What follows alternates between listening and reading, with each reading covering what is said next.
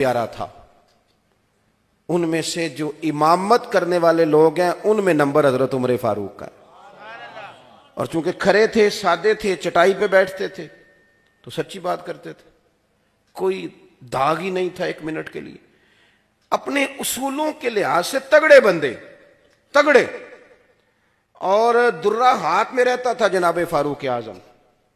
اور وہ زمین کو بھی کہتے تھے کہ جب میں عدل کرتا ہوں تو کس طرح تیل پی سکتی ہے، واپس کر. یعنی ان کے اندر وہ کر و فر تھا، اللہ کا دیا ہوا جاہ و جلال تھا. کیسر و کسریٰ کے بادشاہ کہیں عمر ملنا ہے تو فرماتے ہیں ٹائم کوئی نہیں. اور ایک بڑے سردار قسم کے صحابی تھے، حضرت عمر گئے مکے میں حج کے موقع پر تو پتہ چلا انہوں نے اپنی گلی کے اندر پتھر رکھ کے رستہ بنا لیا. اسی نہیں تھڑی پکی کر لی تھی، موٹر سائیکل لنگان لی.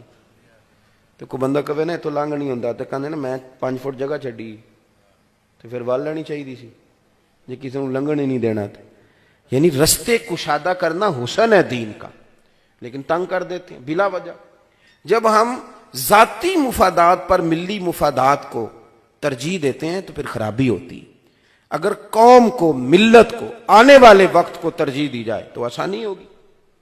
آمدام برسر مطلب حضرت عمر گئے تو پتہ چلا کہ ان صاحب نے روڑے رکھ کے تو گلی میں رستہ بنا لیا. تو فاروق اعظم نے فرمایا رکھے آپ نے تو اٹھائیں گے بھی آپ ہی، کیوں لوگوں کو تکلیف دیتے ہیں.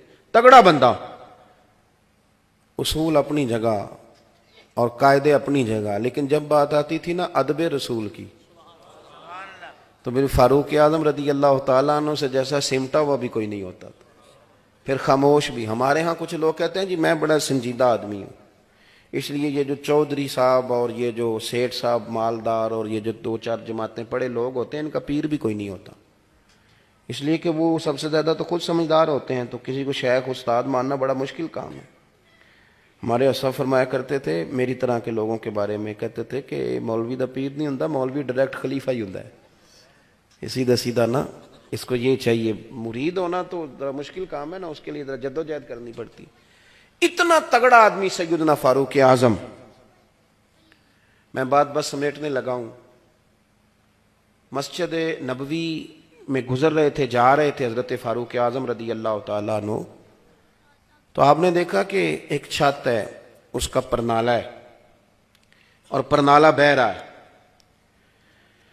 تو سیدنا فاروق اعظم رضی اللہ تعالیٰ عنہ اب تو پکے ہوتے ہیں ہمارے مکانات، تو اس وقت کچے جو مکان ہوتے تھے جب پرنالہ بہتا تھا تو ساتھ اس کی مٹی بھی آیا کرتی تھی، اور وہ کپڑوں پر خالی پانی نہیں پڑتا تھا، کیچڑ بھی پڑتا تھا. اور گلی ہو مسجد کی اور گزرنا ہو نمازیوں نے، تو حضرت عمر گزرے تو وہ پرنالے کا پانی، اور حدیث پاک بخاری شریف میں موجود ہے، حضرت عمر پر وہ پانی گرا. سیدنا فاروق اعظم نے لوگوں سے پرنالے کے بارے میں پوچھا تو بہت سارے لوگوں نے اظہار کیا کہ حضرت گزرتے ہیں تو پانی گرتا ہے. اب نمازیوں کی گلی بہت بڑی وجہ ہے نا. حضرت فاروق اعظم نے کچھ نہیں پوچھا، فٹافٹ ایک بندے کی مدد لی اور پرنالہ اکھیڑ دیا. فرمایا گھر والوں سے کہنا کسی اور جگہ لگائیں، یہاں سے نمازی گزرتے ہیں. چلے گئے حضرت. بعد میں مکان تھا حضور کے چچا حضرت عباس کا، پتہ چلا یہ تو سیدنا عباس رضی اللہ تعالیٰ عنہ کا مکان. حضرت عباس کو لوگوں نے بتایا کہ عمر پرنالہ اکھیڑ گئے. فرما گیا دوسری سمت لگاؤ، یہاں تو لوگوں کو تکلیف ہوتی.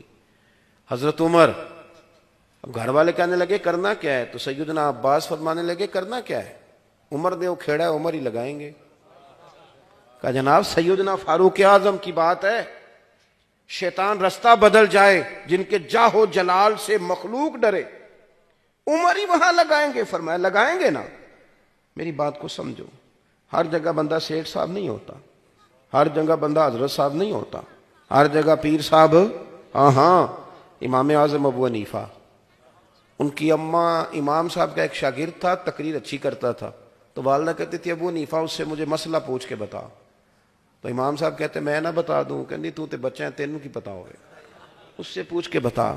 امام صاحب گھوڑے پہ بیٹھ کے اس کے گھر جاتے شاگرد کے، اس سے قد چھوٹا نہیں ہوتا بڑا ہوتا ہے. جا کہتے میری اماں نے یہ مسئلہ پوچھا جواب دے. کہتا استاد جی مجھے کیا پتا ہو مسئلے کا، مسئلوں کا تو آپ کو پتہ ہے.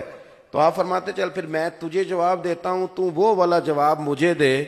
میری اماں مجھے بچہ سمجھتی ہے، تیرا نام لے کے بتاؤں گا تو ذرا مطمئن ہو جائے گی. تیرا نام لے کے آپ ادب. میرے استاد جی نے مجھے فون کیا ایک دن, بڑا مصروف رہتا ہوں زندگی کے ساتھ ساتھ, مصروفیت بڑی بڑھ گئی, تو نیند شیند بھی گاڑی میں ہی پوری کرتے ہیں, ایک ایک دن میں کئی کئی جگہ جاتے ہیں.